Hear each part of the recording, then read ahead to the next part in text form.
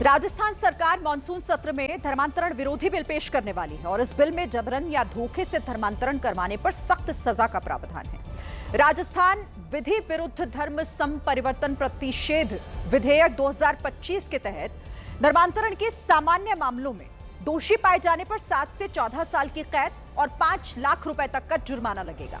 नाबालिगों, महिलाओं, विकलांग और अनुसूचित जाति जनजाति से जुड़े हुए मामलों में 10 से 20 साल की जेल और 10 लाख तक का जुर्माना देना होगा।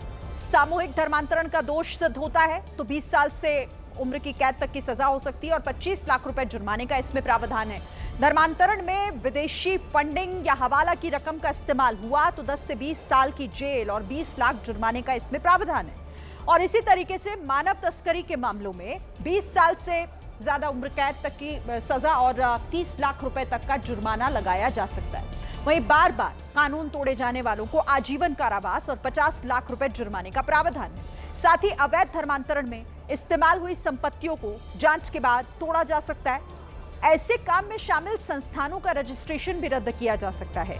बिल में यह भी साफ किया गया है कि धर्मांतरण के इरादे से की गई शादियां भी अमान्य होंगी। उत्तर प्रदेश के झांसी से इंसानियत को शर्मसार करने वाली खबर सामने आई, जहां एक मोहल्ले के लोगों ने 40 साल पुराना पीपल का पेड़ काट दिया। पेड़ कट जाने से कई पक्षियों की मौत हो गई। देश में बातें होती हैं पर्यावरण की, लेकिन तस्वीरें आती हैं ऐसे। हजारों पक्षियों का बसेरा ये पेड़ 40 साल पुराना है, लेकिन लोगों ने इस पेड़ को सिर्फ इसीलिए काट दिया क्योंकि पक्षियों की भीड़ मोहल्ले वासियों की कारों पर गिरती थी, जिससे उनकी कार गंदी हो जाती थी। कार साफ करने की बजाय इन लोगों ने पेड़ ही साफ कर दिया। नतीजा ये हुआ कि पेड़ की टहनियों से दबकर 300 से अधिक पक्षियों की मौत हो गई। सैकड़ों अंडे नष्ट हो गए। मामले की जानकारी मिलने पर समाजसेवी संस्थान एक्टिव हुए और जिंदगी और मौत से जंग लड़ रहे पक्षियों का रेस्क्यू किया। बताया जा रहा है कि बिना अनुमति के पेड़ काटा गया, जिस पर वन विभाग सख्त एक्शन की तैयारी में है।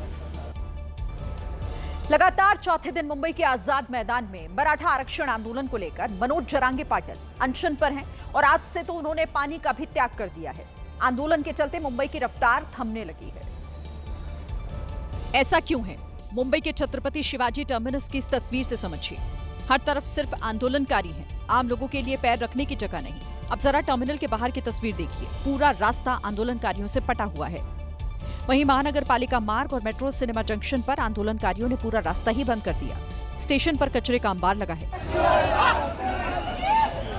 कहीं आंदोलनकारी खो खो खेल रहे हैं तो कहीं कबड्डी। बीएमसी ऑफिस के बाहर कई आंदोलनकारी ताश खेलते भी दिखे। वहीं आंदोलन में शामिल तमाम प्रदर्शनकारी रास्ता रोककर जगह जगह नारेबाजी कर रहे हैं। हैरानी वाली बात यह है कि बसों में आंदोलनकारियों की मारपीट की कई तस्वीरें सामने आ चुकी हैं, लेकिन कोई कार्रवाई नहीं। इस बीच हाईकोर्ट ने आंदोलनकारियों को आजाद मैदान छोड़कर दूसरी जगह को खाली करने को कहा है। वहीं आंदोलन को लेकर मुख्यमंत्री देवेंद्र फडणवीस ने भी मंत्रियों के साथ मीटिंग की है। राजस्थान के जोधपुर से एक दिल दहला देने वाली वारदात सामने आई है, जहां एक शख्स ने कुत्ते के 3 नवजात बच्चों पर चाकू से हमला कर दिया और उन्हें तब तक मारता रहा जब तक उनकी जान नहीं चली गई। सीसीटीवी वीडियो को जरा गौर से देखिए। इस इंसान की हैवानियत को देखिए। कुत्ते के इन 3 बच्चों को इस दुनिया में आए बस एक ही दिन हुआ था, जिस पर ये बेरहम लगातार चाकुओं से हमला कर रहा है। कुत्ते के बच्चों की निर्मम हत्या के बाद ये हैवान उन्हें पॉलिथीन में डालता है और पास के कूड़ेदान में डाल देता है। कुत्ते के 3 बच्चों की दर्दनाक मौत के बाद स्थानीय लोग काफी नाराज हैं। लोगों ने सड़क जाम कर आक्रोश जाहिर किया। लोगों की कहाँ शर्म मर गई है? इन्होंने क्या अत्याचार किया था? हम गणेश जी को पूज रहे हैं, इस टाइम पे हम गणेश जी को पूज रहे हैं और इस टाइम पे ये लोग ऐसे कर रहे हैं। एक आदमी है, वो संगी है, वो बच्चों को भी मार सकता है। खबर मिलते ही पुलिस मौके पर पहुंची और हालात को काबू में किया।